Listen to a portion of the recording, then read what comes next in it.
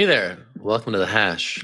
CoinDesk.com is down. We blame Amazon Web Services, but we are here coming to you live on your social platform of choice, and we hope that you're going to stick with us so that we can catch you up with all that's happening in the world of crypto. All right, I'm Zach. We got Will. We got Jen. We got Naomi. It's a day, but Naomi has our lead story, and she's going to start us off. So, Naomi, take it away.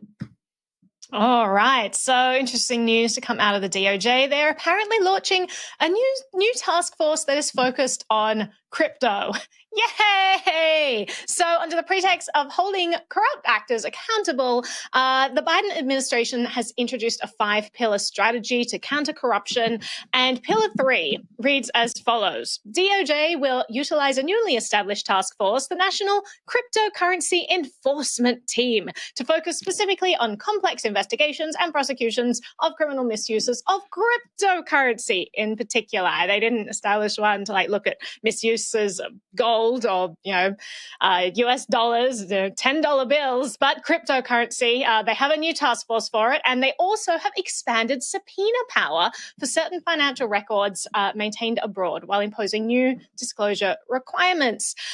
All great news for authoritarians everywhere. I'm going to throw it to the group for your take. Will, what's your read on all of this? Is this good to have a specialized team? No. No, I'll expand on that. And let's move on to the next topic. That was like the yes cat meme, but for no. Yes. Yes. No, I'll pick up. This is just bad across the board. Do we need another government agency to pick up this new topic? Obviously, it's a new industry. Obviously, crypto has only been around for about 10 to 12 years, depending on how you kind of count it. Crypto in its current state has only been around for about 2 years, and it's blossoming and growing very quickly.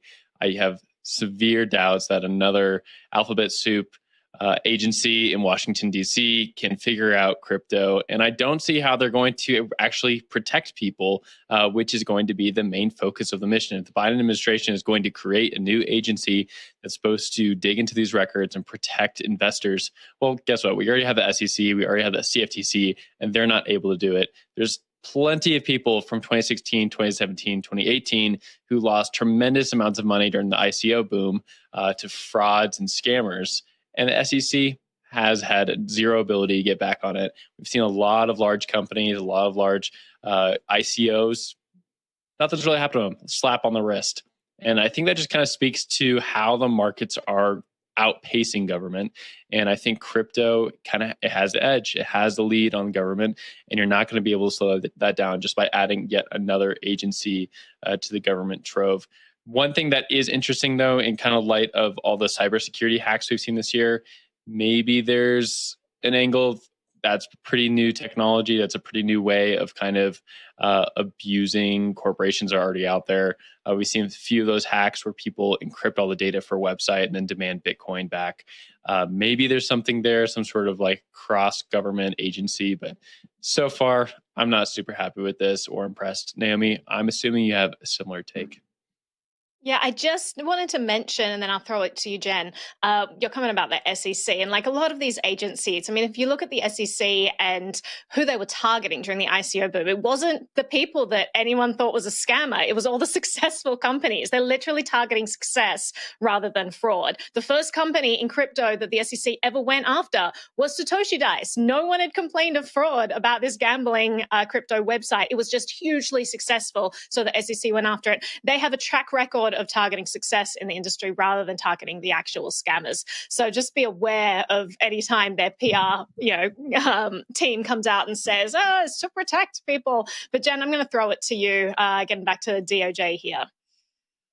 During your intro, I was imagining this Team America-esque task force coming to save the people from cryptocurrency. But I do want to bring up a quote from the article. So they said that the National Cryptocurrency Enforcement Team would be particularly responsible for overseeing crimes committed by virtual currency exchanges, mixing and tumbling services, and money laundering infrastructure actors.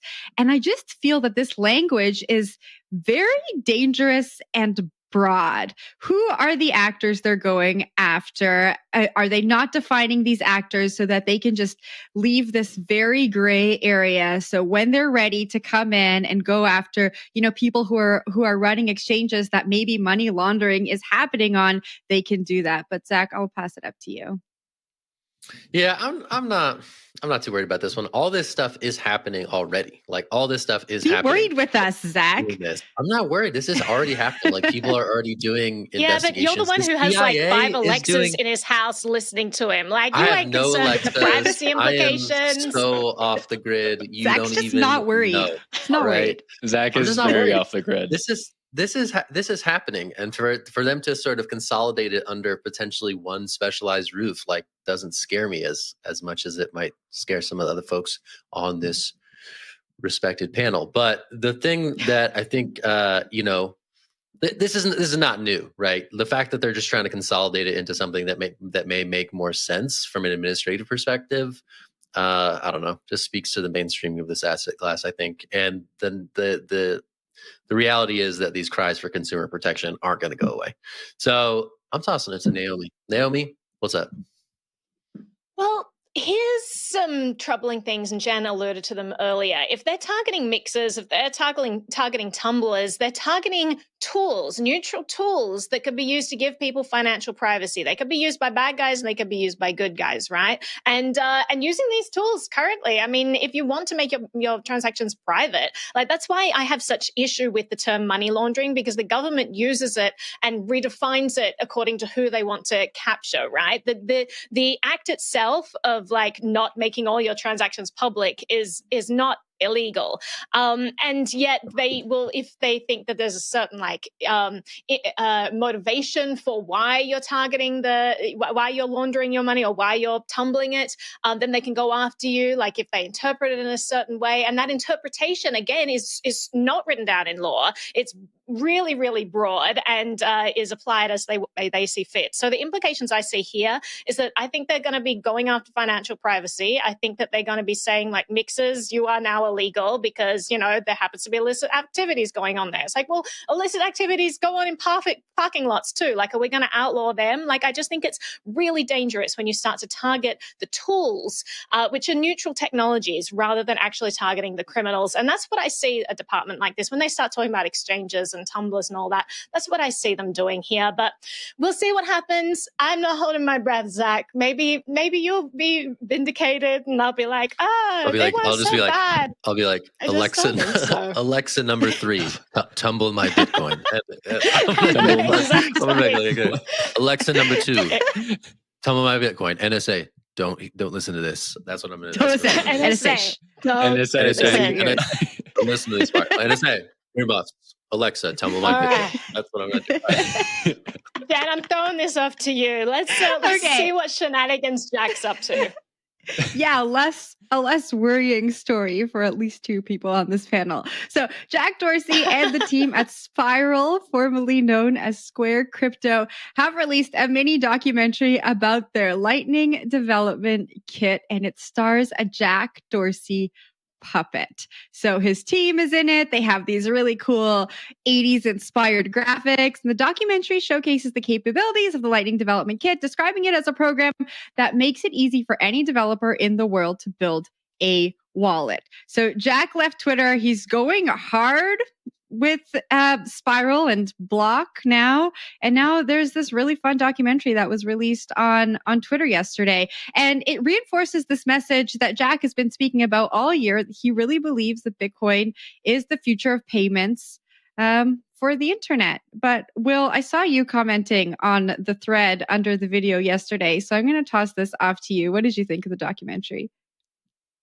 I tweeted, quote unquote, "This is amazing." And that's because it was pretty cool. I liked seeing the Jack Dorsey puppet.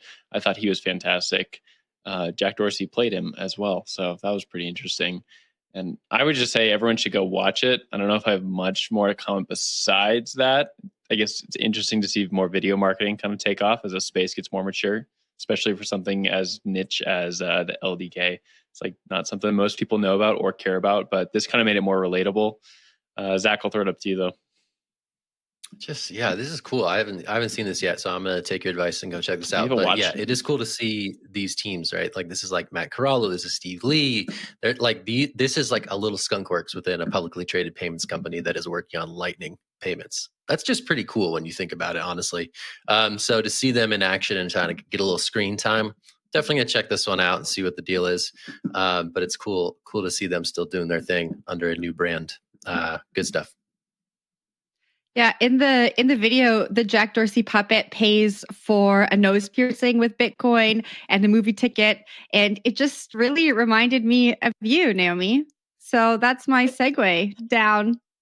Well, there's nose for your piercings opinion. that I have. Well, yeah, exactly. Yeah.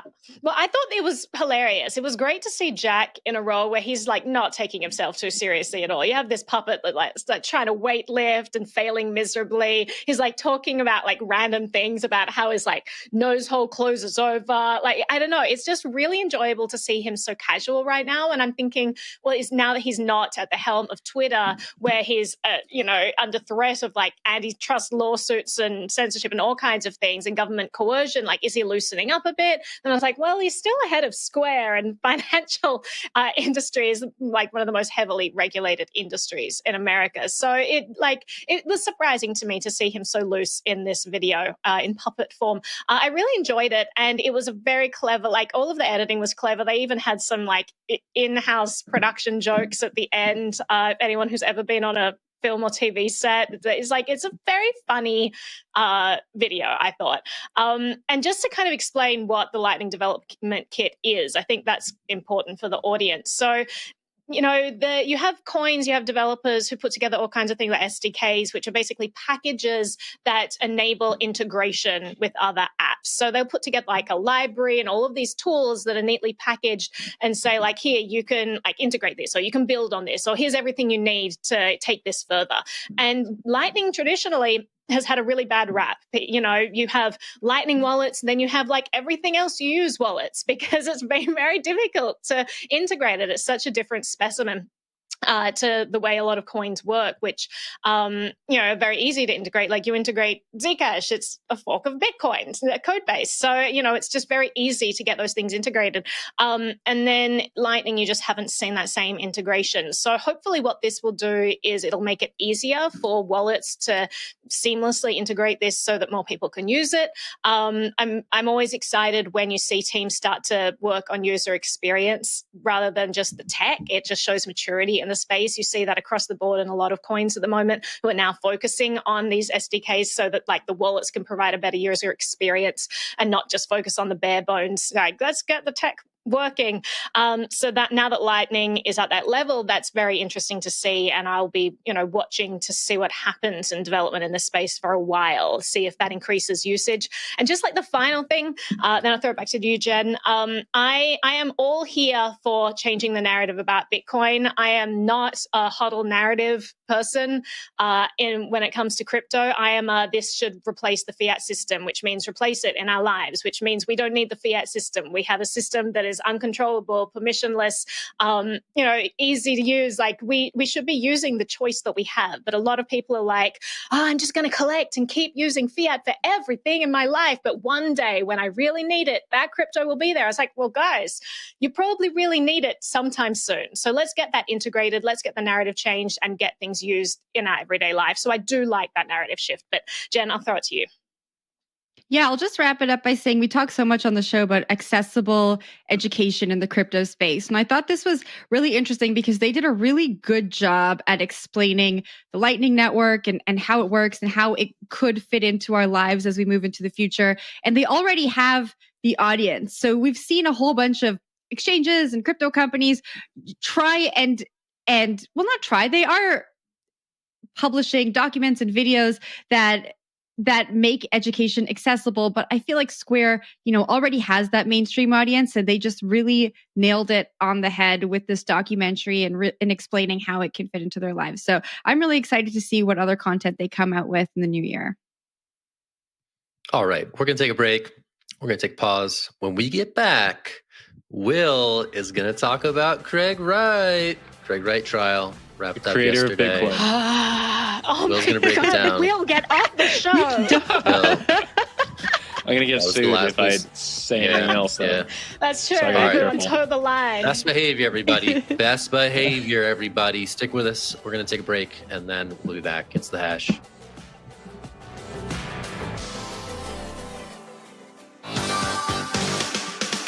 Hi, I'm Christine Lee. Zach Seward. I'm Michael Casey. I'm Christy Harkin. I'm Isaiah Jackson. I'm Serena Lynn. Hey, this is Will Foxley. I'm Teresa Santos. Hi, I'm Lawrence Lewitton. Hi, I'm Dorian Wayne. I'm Nicholas Day. Hi, I'm Kevin Worth. My name is Naomi Brockwell. I'm Jordan Muthra. Hi, I'm Galen Moore. Hi, I'm Brad Count. I'm Pete Paschal. Hi, I'm Jen Sanasi. You're watching. And you are watching. And you're watching CoinDesk TV.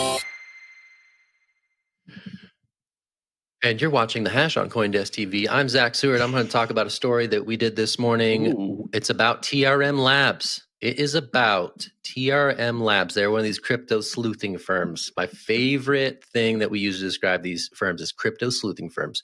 The blockchain sleuths at TRM Labs raised $60 million.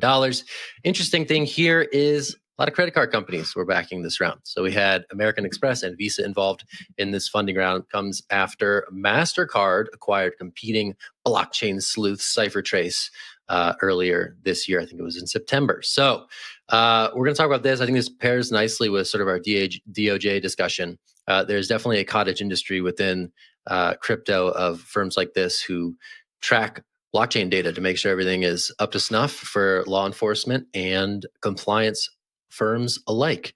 So I'm going to toss this straight to Naomi. Naomi, TRM Labs raised 60 million bucks. What are you thinking? I mean, another compliance network. Like, I see the amount of money that this space spends on compliance, and I just think, what a waste. You have all of this bureaucratic nonsense out there that is diverting people's attention, diverting teams' resources. Half the teams of cryptocurrency, production teams these days, it's put towards compliance. Like, we could be building rocket ships and jetpacks, flying cars. Like, we could be doing so much. And instead, there's all of this energy put towards navigating bureaucracy. And I am You sound like you're pro-criminal. You know You what? I'm pro-criminal? not pro-criminal, but I'm also not wasting people's time and energy. And I think that we do a lot of wasting because you have governments that it's like a very asymmetric relationship, right? Because governments are like, well, we're here, our entire purpose, we're going to, I don't know, protect you and do things. So, and then it's like, okay, so who's going to be the one who's like pushing innovation forward? It's like, well, that's the private sector, but we can control the private sector and we can force them to comply with all that stuff. It's like, so like, that just puts a huge imbalance on people just putting their energy towards all of this like protective energy. Like, it just takes me back to the like Ben Lawsky's comments at the BitLicense hearing back in 2014. And I remember him saying, like, it doesn't matter if like we stop 1,000 flowers from blooming if we catch one criminal, right?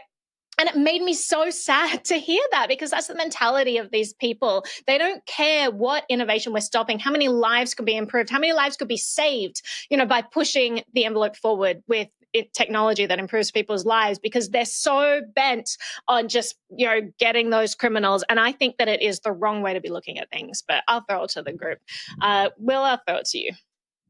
Yeah, I'll take the anti-criminal stance since you're so on the other side of the fence here. I think that this is just like a natural part of the ecosystem we're going to see keep developing. People are interested in compliance, and whether you think that's right or wrong, it's going to happen. And so I'd rather see it happen in a responsible way that kind of makes sense. And seeing credit card companies kind of being the boosters for this, it does. I'd rather have corporations behind it than governments if I was going to pick who was going to do it. Like, either is not a great choice, but I think I'd rather have a company that has a money incentive being behind it besides a government, which we've seen time and time again, just kind of weirdly throws its blade at things that it doesn't really understand. I think that with the open nature of blockchains, Bitcoin, you can look at it, you can find any transaction, very easy to do. There's going to be interest in this. And to your stablecoin or your privacy coin, your love for them, Naomi, I think like this is only going to help them out. Like, if you're going to look at these projects that are dumping money into compliance, Well, I think every dollar that goes into a compliance network goes into privacy coins as well. People have an interest in remaining private, and I think that's just going to fund ZK rollups. It's going to fund privacy coins like Zcash or Dash or what else. And so I think it's just very natural. This is market evolution. I don't really see it as like a net negative at all. Jen, I'll throw it up to you. Yeah, I think I Jen's said too the busy same thing talking when in the chat right now. Yeah, Sorry, yeah. Jen, go ahead. Don't distract me. I can only do so many things at one time. I think I said the same thing when MasterCard it bought CipherTrace. It just really makes sense. If you look at these payments firms, they're obviously looking at crypto. There's a huge consumer demand for crypto, especially this year, probably the biggest that we've seen. And it just makes sense for Visa and Amex to be putting money into blockchain sleuthing firms if they want to introduce these types of products and still stay above board with the regulators. So I think I agree with Will. Thank you. I had to put that It has to I happen once a year. I was putting something in the chat. Sorry, guys. I was distracted. All right, we're gonna shift it. Wait, before we go to the next part, all right. I want to note, Zach, your NPR voice Chris. is back. I don't know if frequent listeners of the show understand that Zach used to work at NPR. I got a big boy mic. It's got a nice mic now. I'd love to hear it more. Look at that mic. It is It's mic. impressive. Yes, I came up in the NPR public radio system, so it makes me feel like I'm getting back to my roots when I have a big boy mic sitting in front of me on my desk. All Best right, voice in let's Eastern change gears. Pennsylvania. Oh, thanks so much, Will. I'll send you $5. You're welcome. All right, Will, yours. Let's talk about Satoshi Nakamoto, JK, Craig Wright, who has to pay $100 million to the estate of Dane Kleiman, a former businessman or business partner, which the suit was kind of figuring out if Craig Wright was a business partner with the Kleiman estate.